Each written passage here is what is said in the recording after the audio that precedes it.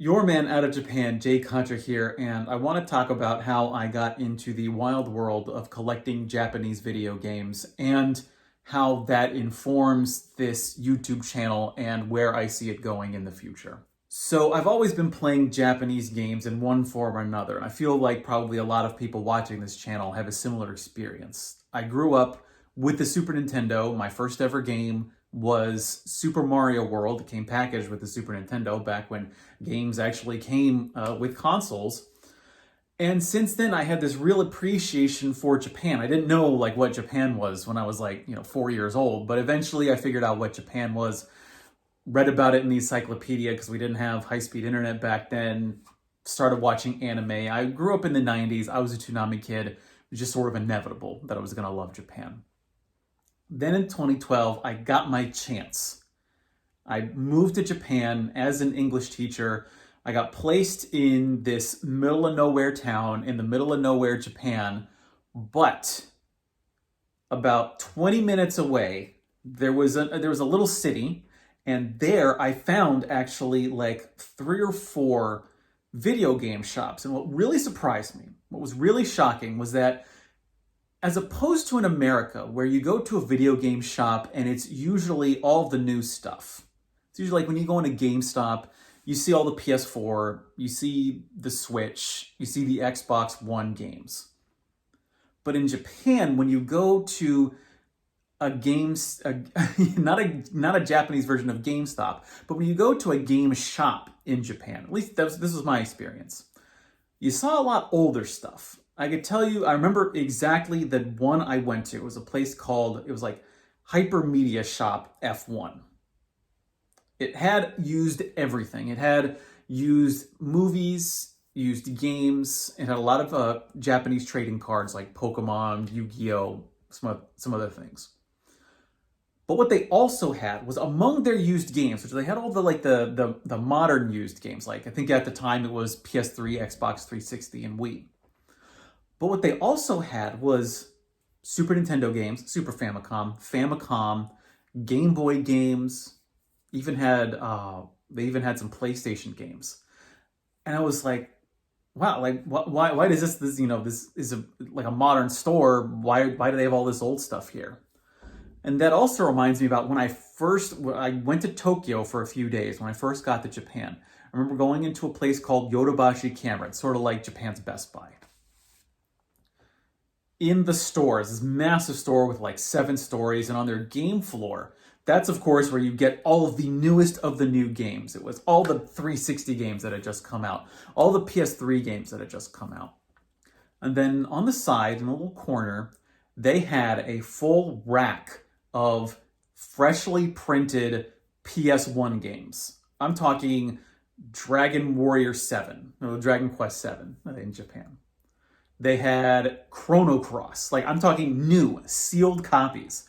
Because in Japan, what often happened in Japan was systems had a much longer life than they did in the United States. You had massive print runs, especially on these mega popular RPGs. And that really got the gears started in my head where I'm really into old video games. I had spent my college years kind of rebuying the games I had when I was a kid, really the Super Nintendo games I had and the N64 games I had. Then just, a year or two later after college, I was there in Japan. I was at the source. I'd gone to Super Potato for the first time. I didn't even know what Super Potato was. I remember hearing someone at the orientation for the program I was on. They told me yeah, if you want video games in Tokyo, you've got to go to a place called Super Potato. And this was just as retro collecting was really taking off. And this is also before you had the massive influx of tourists into Japan. So there was a lot less information available. You really only heard about stuff through word of mouth. And when I went to Super Potato and you see just the whole panoply, the whole almost chronology of Japanese video gaming in one store, really inspires you to think, and this is my case, I was really thinking oh yeah, okay, maybe I can, start buying some of these things, holding on to them. I don't like getting rid of my video games, so if I'm picking these things up, I'm holding on to them for the long haul.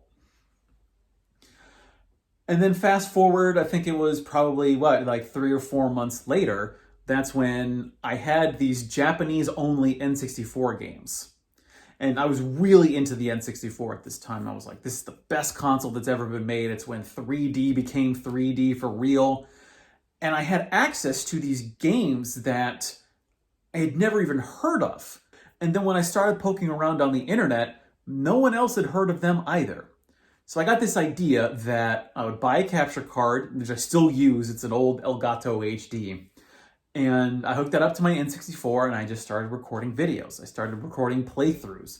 I captured footage, I made reviews, I was starting to do Let's Plays. My hobbies at that time weren't very productive. They were very consumptive, which, I'm not knocking against that. I still consume a lot of stuff.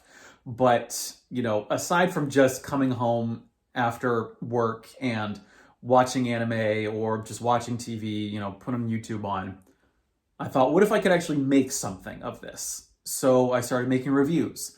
I started making Let's Plays.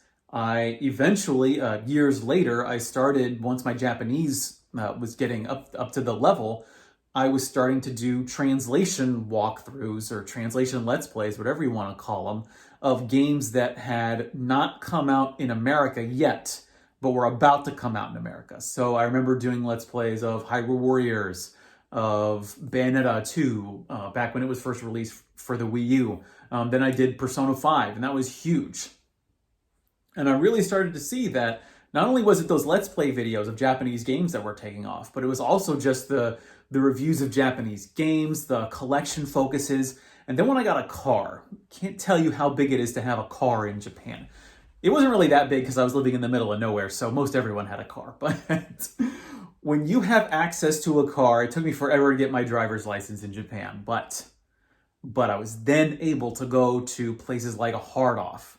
I could drive around the island of Kyushu that I was on. I could visit retro game stores in different cities. I could go to the Mandarake that was in Fukuoka and see the rarest of the rare games there. And I started to see that the information that I was gathering from all of this travel was not really available online. I was really surprised that I saw all of these people who were going to Japan. It's really, I really see it as almost a rite of passage for recovering weebs like myself, or just sort of, gamers in general. It's something you got to do, is go to Japan at least once. Not necessarily just, buy old video games, but just to experience the country and culture that, in my case, really, I think, is one of the defining places, or one of the defining cultural areas of my life. And I think millions, if not billions of people by this point, billions of people. And yet, with all of those people going to Japan, there just wasn't a resource for how to, where to even go to look for video games, or what to look out for when you're trying to assess the condition of a game. How to compare a Japanese game with an American game. What are the cool Japanese games out there for like the Sega Saturn that are still undiscovered? When you look at something like the PlayStation, there are literally thousands, for the PS2, like tens of thousands of games out there. And no one could possibly have played them all. So maybe what I could contribute to YouTube and maybe even gaming as a whole is, with this YouTube channel, information on how people can find these games either in Japan or online, how to actually play them by, providing the translations they need, or by doing walkthroughs of these games. And then ultimately just collect the games, because I'm a big physical collector. I do have digital games, but whenever I can, I try to get the physical version of that game. And I think a lot of that has to do with being in Japan for so long, because Japan has been very slow to adopt digital gaming, and it has. I don't know if it's majority yet, but that will happen eventually. But in Japan, physical media is, to this day, still very highly prized. And I think I had that going to Japan, but I think I just internalized it even more after living there for 8 years. And I'll go in separate videos. I'll go into the whole Jay Contra story. But what I wanted to do, especially for this video, was just kind of give the background that I have coming to YouTube, especially if you're new to the channel, as well as what I want to do moving forward with the channel, which is really just kind of what I'm doing now, where it's, personal essays on top of all of the informative videos that I want to make about Japan and Japanese games.